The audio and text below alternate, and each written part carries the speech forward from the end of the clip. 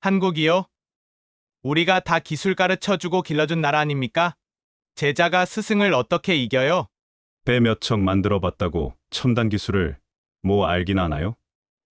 한국은 빼고 논의해도 될 것 같습니다. 회의장은 알 수 없는 비웃음과 동조의 기류가 흘렀습니다. 그 누구도 그 발언을 문제 삼지 않았습니다. 그런데 그 순간 한 여성의 말이 회의장을 장악했습니다. 과연 그렇게 장담하실 수 있으신가요? 아마도 실제 전쟁이 시작되면 당신들 나라의 배가 가장 먼저 레이더에서 사라지게 될걸요. 캐나다의 구형 잠수함을 교체하기 위한 비공개 전문가 회의. 구독, 좋아요 눌러주시고 그 이야기 함께 들어보시죠. 그럼 시작하겠습니다. 오타와 국방본부 지하 2층.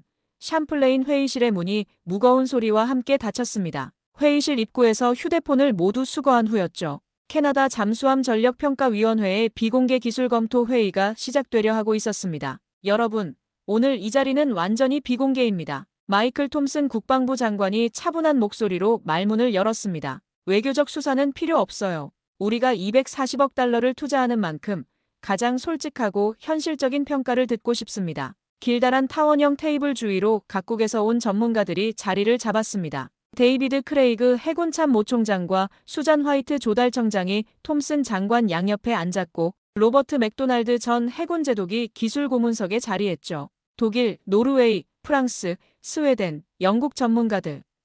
그리고 마지막으로 캐서린 리 나토 해양전략연구소 수석 연구원이 조용히 앉아 있었습니다. 독일 전문가가 자신 있는 표정으로 몸을 앞으로 기울였습니다. 톰슨 장관님, 솔직히 말씀드리면 선택지가 그리 많지 않다고 봅니다. 그의 목소리에는 확신이 가득했죠. 잠수함 기술에서 검증된 역사를 가진 나라는 독일이 유일합니다. EECD는 이미 우리 독일 해군과 노르웨이 해군이 공동으로 개발하고 있는 검증된 플랫폼이에요.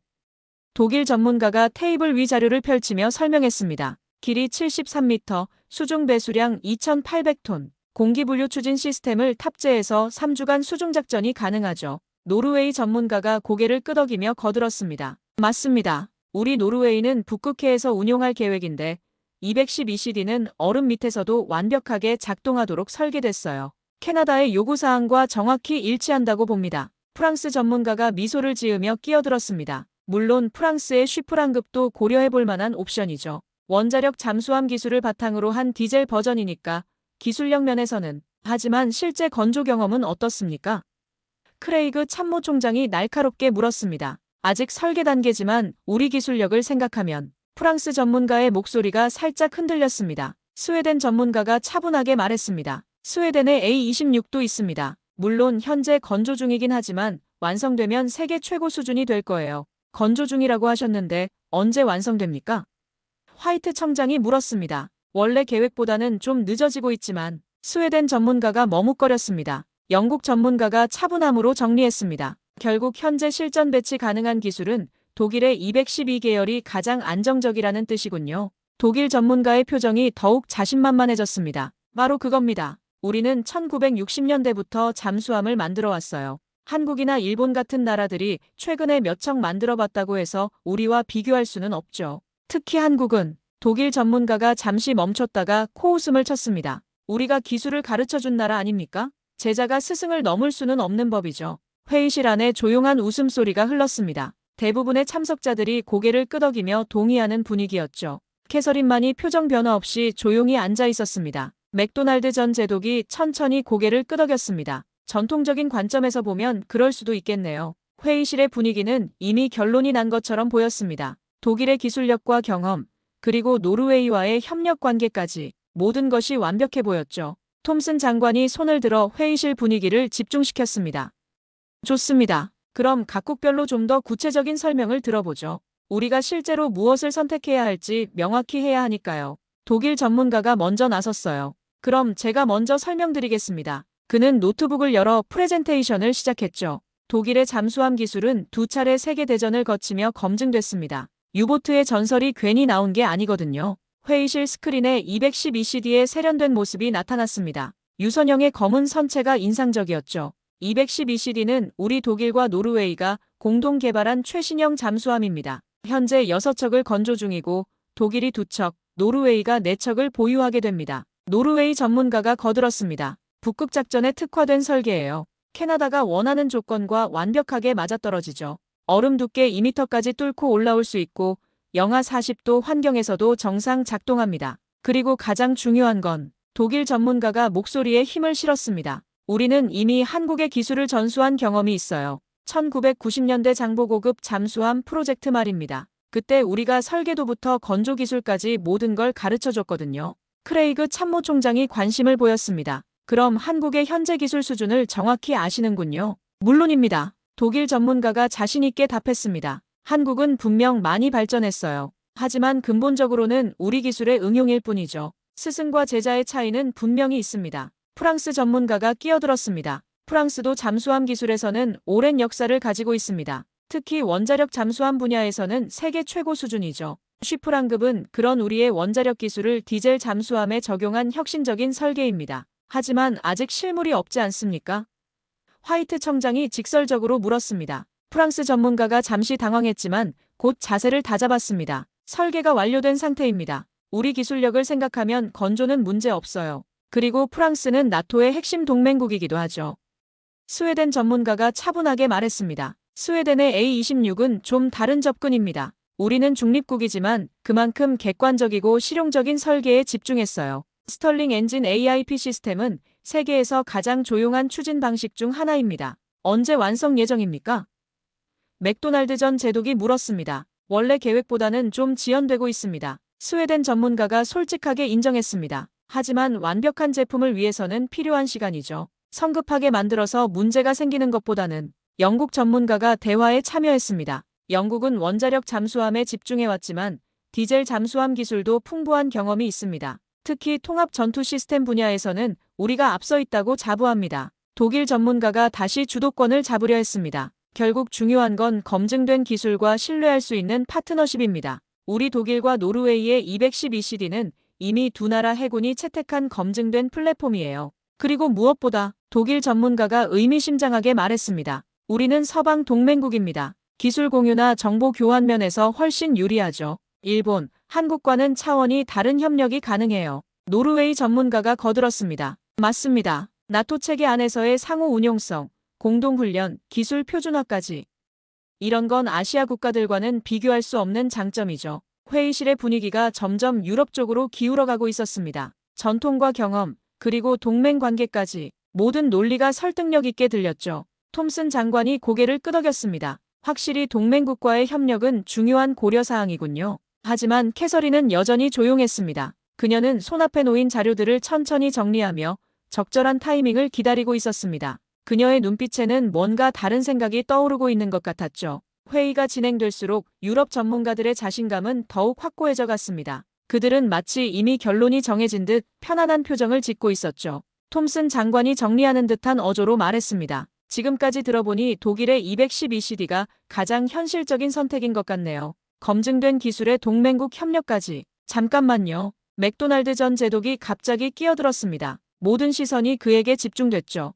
혹시 한국 기술은 어떻게 평가하고 계십니까? 독일 전문가가 가벼운 미소를 지었습니다. 한국이요? 아까도 말씀드렸지만 우리가 가르쳐준 기술을 바탕으로 만든 거예요. 기본은 우리 209급에서 출발했고 그게 20년도 더 된 얘기 아닙니까? 맥도날드 전 제독이 날카롭게 반박했습니다. 그 사이에 한국이 얼마나 발전했는지는 확인해 보셨나요? 노르웨이 전문가가 어깨를 으쓱했습니다. 물론 발전했겠죠. 하지만 20년으로 독일의 100년 경험을 따라잡을 수는 없잖아요. 100년이라. 캐서린이 처음으로 입을 열었습니다. 모든 사람들이 그녀를 바라봤죠. 흥미로운 관점이네요. 독일 전문가가 캐서린을 향해 고개를 돌렸습니다. NATO 연구소에서는 어떻게 보십니까? 캐서린이 차분하게 답했습니다. 저는 객관적인 데이터에 기반해서 판단하는 편입니다. 혹시 최근 림팩 훈련 결과는 검토해 보셨나요? 림팩이요? 스웨덴 전문가가 관심을 보였습니다. 올해 있었던 그 훈련 말씀하시는 건가요? 캐서린이 고개를 끄덕였습니다. 네, 2025년 림팩 훈련이요. 한국의 도산 안창호급이 참가했었죠. 독일 전문가가 코웃음을 쳤습니다. 도산 안창호급? 그것도 결국 우리 기술에서 파생된 거 아닙니까? 크기만 좀 키운 거고. 크기만 키웠다고요? 캐서린의 목소리에 미묘한 변화가 있었습니다. 혹시 그 잠수함의 정확한 재원을 알고 계십니까? 대략적으로는. 독일 전문가가 망설였습니다. 캐서린이 자료를 넘기며 말했습니다. 길이 83.3m, 수중 배수량 3,705톤입니다. 212CD보다 상당히 크죠. 그런데 크기가 중요한 게 아니라 영국 전문가가 끼어들었습니다. 그럼 뭐가 중요합니까? 성능이죠. 캐서린이 단호하게 답했습니다. 림팩에서 도산 안창호급은 상당히 인상적인 결과를 보였거든요. 프랑스 전문가가 의심스러운 표정을 지었습니다. 인상적이라는 게 구체적으로 어떤 의미입니까? 캐서린이 잠시 생각하는 듯 했습니다. 글쎄요, 이 자리가 비공개라고 하셨으니까 솔직히 말씀드려도 될까요? 톰슨 장관이 고개를 끄덕였습니다. 물론입니다. 그래서 이런 자리를 마련한 거니까요. 캐서린이 심호흡을 했습니다. 림팩 대잠전 훈련에서 도산 안창호급은 미군 P8 포세이돈 대잠 초계기에게 한 번도 탐지되지 않았습니다. 회의실이 갑자기 조용해졌습니다. 모든 전문가들의 표정이 변했죠. 독일 전문가가 믿을 수 없다는 듯 말했습니다. 그럴 리가. P8은 세계 최고 수준의 대잠 초계기인데. 그래서 더 놀라운 거죠. 캐서린이 차분하게 답했습니다. 물론 이건 훈련 상황이고 실제 전투와는 다를 수 있어요. 하지만 그래도 노르웨이 전문가가 당황한 목소리로 물었습니다. 혹시 그게 확인된 정보입니까? 캐서린이 자료를 뒤적이며 답했습니다. 나토 해양전략연구소에서 공식적으로 분석한 자료입니다. 물론 세부 내용은 기밀이지만 전체적인 평가는 공유할 수 있어요. 화이트 청장이 몸을 앞으로 기울였습니다. 그럼 한국 잠수함의 성능이 우리가 생각했던 것보다 훨씬 좋다는 뜻인가요? 캐서린이 조심스럽게 답했습니다. 적어도 무시할 수준은 아니라는 거죠. 독일 전문가의 얼굴이 굳어졌습니다. 그의 자신감 넘치던 표정이 조금씩 흔들리기 시작했죠. 다른 유럽 전문가들도 마찬가지였습니다. 회의실의 분위기가 미묘하게 변하고 있었습니다. 캐서린의 발언 이후 회의실 분위기가 완전히 바뀌었습니다. 유럽 전문가들의 자신만만했던 표정에 균열이 생기기 시작했죠. 크레이그 참모총장이 캐서린을 향해 몸을 기울였습니다. 좀 더 구체적으로 설명해 주실 수 있을까요? 림팩에서 정확히 무슨 일이 있었던 건지. 캐서린이 자료를 정리하며 말했습니다. 림팩 2025는 태평양에서 열린 대규모 다국적 해군 훈련이었어요. 26개국이 참가했고 특히 대잠전 훈련에 중점을 뒀죠. 독일 전문가가 여전히 의심스러운 표정이었습니다. 그런데 한국 잠수함 하나가 그렇게 특별할 게 있나요? 처음에는 저도 그렇게 생각했어요. 캐서린이 솔직하게 인정했습니다. 하지만 결과를 보고 나서는 영국 전문가가 끼어들었습니다. 구체적으로 어떤 결과였습니까? 캐서린이 깊게 숨을 들이쉬었습니다. 도산 안창호급은 72시간 동안 진행된 대잠전 훈련에서 단 한 번도 탐지되지 않았어요. P8 포세이돈뿐만 아니라 미군 버지니아급 공격 잠수함에게도요. 그럴 리가. 노르웨이 전문가가 중얼거렸습니다. 캐서린이 계속했습니다. 더 놀라운 건 한국 잠수함이 오히려 다른 잠수함들을 탐지해내는 성과를 보였다는 거예요. 일본의 소류급, 호주의 콜린스급까지. 프랑스 전문가가 믿을 수 없다는 듯 고개를 저었습니다. 아무리 그래도 미군 버지니아급을 탐지했다는 건 저도 처음엔 믿기 어려웠어요. 캐서린이 동조했습니다. 그래서 데이터를 여러 번 확인했죠. 하지만 결과는 동일했어요. 맥도날드 전 제독이 관심을 보였습니다. 혹시 그 성능의 비결이 뭔지 아십니까? 캐서린이 잠시 생각하더니 답했습니다. 몇 가지 요인이 있는 것 같아요. 첫째는 AIP 시스템이에요. 한국이 독자 개발한 연료전지 기술인데 독일 전문가가 즉시 반박했습니다. 연료전지 AIP는 우리가 먼저 개발한 기술입니다. 맞아요. 캐서린이 인정했습니다. 하지만 한국은 그 기술을 더 발전시켰어요. 출력 밀도와 효율성에서 상당한 개선을 이뤘죠. 화이트 청장이 구체적으로 물었습니다. 어느 정도 개선됐다는 건가요? 캐서린이 자료를 찾아보며 답했습니다. 공개된 자료로는 정확한 수치를 말씀드리기 어렵지만 수중 체류 시간이 기존 AIP 잠수함보다 30% 이상 늘어났다고 알려져 있어요. 스웨덴 전문가가 놀란 목소리로 말했습니다. 30%라니. 그 정도면 혁신적인 수준인데요. 그리고 소나 시스템도 주목할 만해요. 캐서린이 계속했습니다. 한국이 독자 개발한 통합 소나 시스템은 탐지 성능과 동시에 스텔스 성능까지 고려한 설계예요. 영국 전문가가 의심스럽게 물었습니다. 한국이 그런 고급 소나 기술을 가지고 있다고요? 놀랍게도 그래요. 캐서린이 단호하게 답했습니다. 특히 수동 소나 성능은 세계 최고 수준이라는 평가를 받고 있어요. 독일 전문가의 얼굴이 점점 어두워졌습니다. 그런데 그게 정말 한국이 독자 개발한 기술일까요? 혹시 다른 나라에서 기술을 받아온 건 아닐까요? 캐서린이 고개를 저었습니다. 제가 확인한 바로는 순수 한국 기술이에요. 특히 신호 처리 알고리즘 부분에서는 독창적인 접근을 보이고 있어요. 톰슨 장관이 정리하듯 물었습니다. 그럼 결론적으로 한국의 잠수함 기술이 우리가 생각했던 것보다 훨씬 발전되어 있다는 말씀이시군요. 캐서린이 신중하게 답했습니다. 적어도 무시할 수준은 절대 아니라는 거죠. 오히려 진지하게 검토해봐야 할 수준이라고 생각해요. 노르웨이 전문가가 당황한 목소리로 말했습니다. 하지만 그렇다고 해서 독일의 기술과 경험을 무시할 수는 없잖아요. 물론이에요. 캐서린이 동의했습니다. 다만 기술 발전 속도가 우리 예상보다 훨씬 빠르다는 점을 간과해서는 안 될 것 같아요.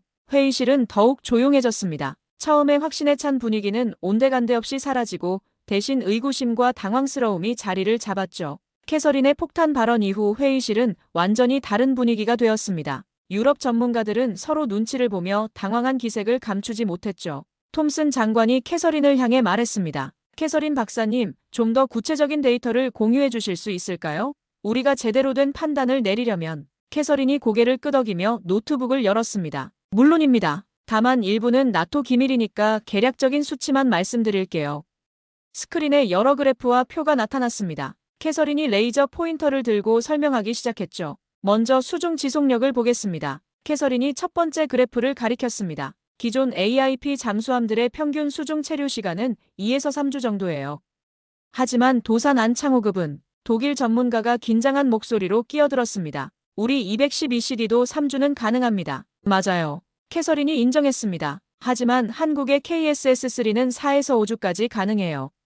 거의 50% 이상 늘어난 거죠. 프랑스 전문가가 의심스럽게 물었습니다. 그게 정말 확인된 수치입니까? 캐서린이 자료를 넘기며 답했습니다. 림팩 훈련 중 실제로 35일간 수중에 머물렀어요. 그것도 고강도 훈련 상황에서요. 35일이라. 스웨덴 전문가가 중얼거렸습니다. 캐서린이 두 번째 그래프를 보여줬습니다. 다음은 소음 수준입니다. 이건 더 놀라운 데이터예요. 영국 전문가가 관심을 보였습니다. 소음 수준이 어느 정도인가요? 캐서린이 조심스럽게 답했습니다. 정확한 수치는 기밀이지만 기존 디젤 잠수함보다 상당히 조용해요. 거의 원자력 잠수함 수준에 근접한다고 봐야 할 것 같아요. 그럴 리가. 노르웨이 전문가가 믿을 수 없다는 듯 말했습니다. 캐서린이 세 번째 데이터를 보여줬습니다. 그리고 무장 시스템도 주목할 만해요. 한국의 해성 잠수함 발사 탄도미사일은 독일 전문가가 즉시 반박했습니다. 미사일은 잠수함 기술과는 별개 아닙니까?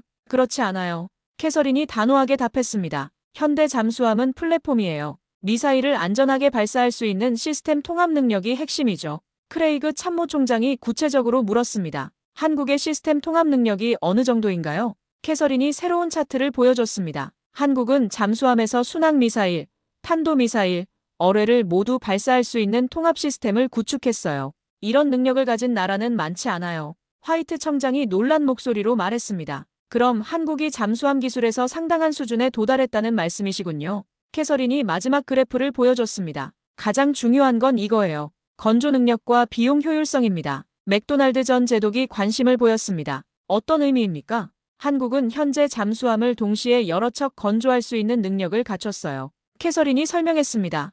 현대중공업과 대우조선해양 두 조선소에서 동시 건조가 가능하죠. 독일 전문가가 변명하듯 말했습니다. 하지만 품질 관리 면에서는 품질도 문제 없어요. 캐서린이 끊어 말했습니다. 한국의 용접 기술과 품질 관리 시스템은 세계 최고 수준이에요. 특히 잠수함용 특수강 가공 기술은 영국 전문가가 끼어들었습니다. 특수강까지 자체 생산한다고요? 네, 포스코에서 잠수함용 고장력강을 자체 생산해요. 캐서린이 확신을 갖고 답했습니다. 더 이상 해외 의존도가 없어요. 프랑스 전문가가 당황한 목소리로 말했습니다. 그럼 한국이 완전한 독립적 생산 능력을 갖췄다는 건가요? 캐서린이 고개를 끄덕였습니다. 설계부터 소재, 건조, 시험까지 모든 과정을 자체적으로 할 수 있어요. 게다가 비용도 상당히 경쟁력이 있고요. 톰슨 장관이 정리하듯 물었습니다. 그럼 객관적으로 봤을 때 한국의 잠수함 기술은 어느 정도 수준이라고 평가하십니까? 캐서린이 잠시 생각하더니 조심스럽게 답했습니다. 세계 최고 수준 중 하나라고 봐야 할 것 같아요. 회의실이 다시 한번 조용해졌습니다. 이번에는 충격적인 침묵이었죠. 캐서린의 마지막 평가가 회의실에 던져진 후 한동안 아무도 말을 하지 못했습니다. 세계 최고 수준 중 하나라는 표현이 모든 이들의 머릿속을 맴돌고 있었죠. 독일 전문가가 가장 먼저 입을 열었습니다. 그의 목소리에는 이전의 자신감이 완전히 사라져 있었어요. 잠깐만요, 캐서린 박사님. 혹시 그 데이터들이 정말 정확한 건가요? 캐서린이 차분하게 답했습니다. 나토 해양전략연구소에서 공식 검증한 자료입니다. 물론 의심스러우시면 직접 확인해 보셔도 돼요. 독일 전문가가 당황하며 말을 더듬었습니다. 아니, 그게 아니라 한국이 그 정도 수준이라면 왜 아직도 우리한테 기술 협력을 요청하는 거죠? 언제 한국이 독일에 기술 협력을 요청했나요?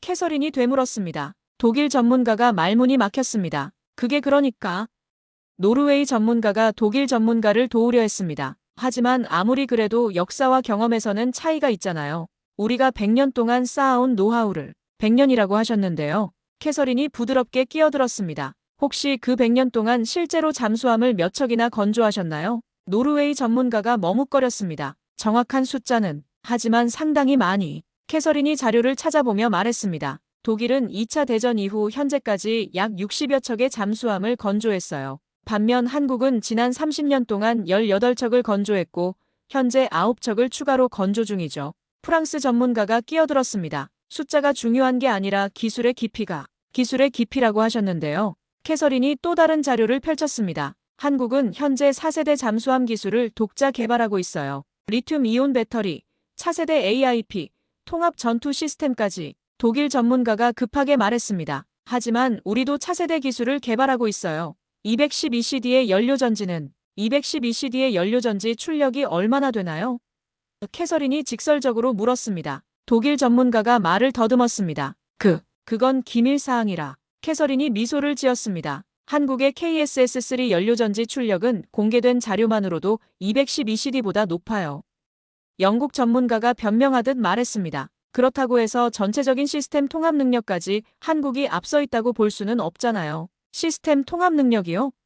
캐서린이 새로운 화면을 보여줬습니다. 한국은 자체 개발한 전투 시스템, 소나, 어뢰, 미사일을 모두 통합한 완전체 잠수함을 만들어냈어요.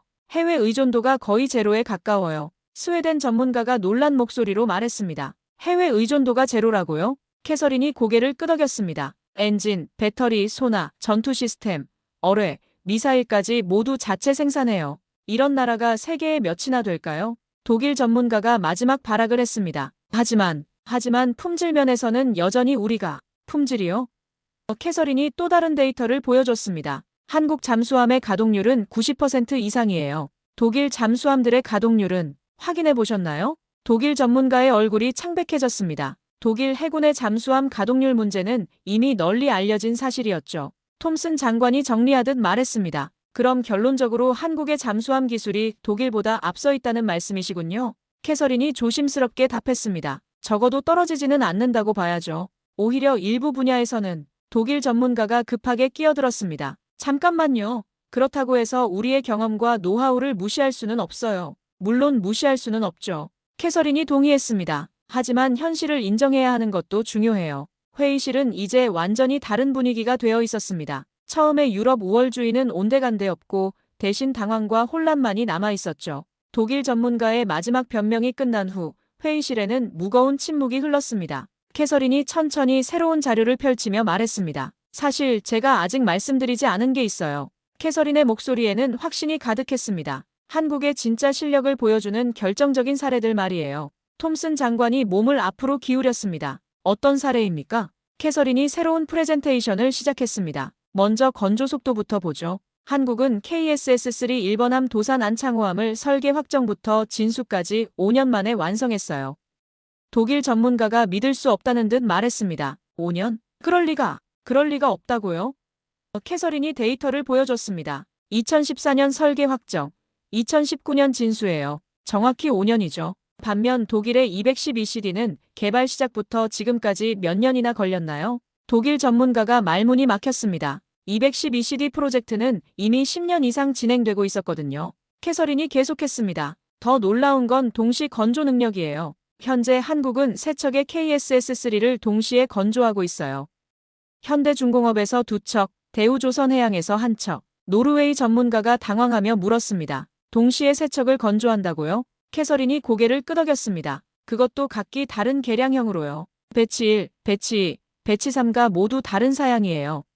지속적인 기술 개선이 이루어지고 있다는 뜻이죠. 영국 전문가가 놀란 목소리로 말했습니다. 그럼 한국이 잠수함을 마치 양산품처럼 만들고 있다는 건가요? 정확한 표현이에요. 캐서린이 확신했습니다. 한국의 조선 기술력을 생각하면 당연한 결과죠. 전 세계 상선의 상당 부분을 한국에서 건조하는데 잠수함이라고 다를 게 있나요? 프랑스 전문가가 변명하듯 말했습니다. 하지만 상선과 잠수함은 완전히 다른 기술이. 캐서린이 새로운 차트를 보여줬습니다. 한국은 LNG 운반선 건조에서 세계 1위예요. LNG 운반선의 압력 용기 기술이 잠수함 선체 기술과 얼마나 유사한지 아시나요? 화이트 청장이 관심을 보였습니다. 어떤 의미입니까? LNG 운반선은 영하 162도의 극저온 액화가스를 담는 압력 용기예요.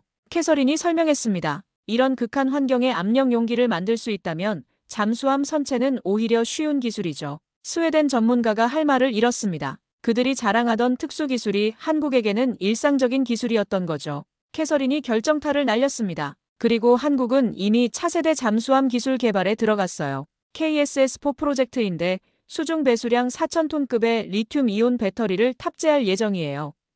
독일 전문가가 급하게 말했습니다. 리튬 이온 배터리는 아직 실험 단계 아닙니까? 캐서린이 미소를 지었습니다. 일본이 이미 실전 배치했고 한국도 곧 따라잡을 예정이에요. 반면 독일은 여전히 연료전지에만 매달리고 있죠. 맥도날드 전 제독이 정리하듯 물었습니다. 그럼 기술 발전 속도도 한국이 앞서고 있다는 말씀이시군요. 캐서린이 단호하게 답했습니다. 비교 자체가 무의미할 정도예요. 한국은 매년 새로운 기술을 적용하고 있어요. 반면 유럽은 영국 전문가가 마지막 항변을 했습니다. 하지만 우리에게는 나토라는 강력한 네트워크가.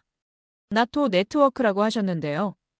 캐서린이 끼어들었습니다. 한국도 이미 나토 파트너국이에요.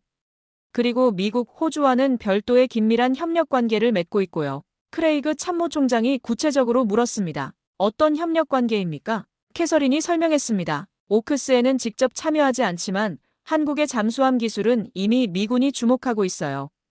특히 AIP 기술과 리튬 배터리 기술은 톰슨 장관이 충격을 받은 듯 말했습니다. 그럼 미국도 한국 기술을 인정하고 있다는 건가요? 캐서린이 고개를 끄덕였습니다. 인정하는 정도가 아니라 적극적으로 벤치마킹하고 있어요.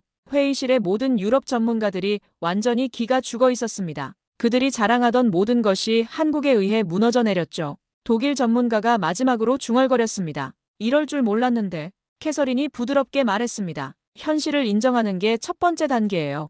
회의실의 분위기는 완전히 바뀌어 있었습니다. 처음에 유럽 우월주의는 온데간데 없고 대신 충격과 당혹감만이 남아 있었죠. 톰슨 장관이 깊은 한숨을 쉬며 입을 열었습니다. 정리해보겠습니다. 톰슨 장관의 목소리는 무겁고 진지했습니다. 우리가 오늘 들은 내용을 종합하면 한국의 잠수함 기술이 우리 예상을 완전히 뛰어넘는 수준이라는 거군요. 독일 전문가가 마지막 저항을 시도했습니다. 하지만 장관님, 아직 검증이 필요한 부분들이. 무엇을 더 검증하겠습니까?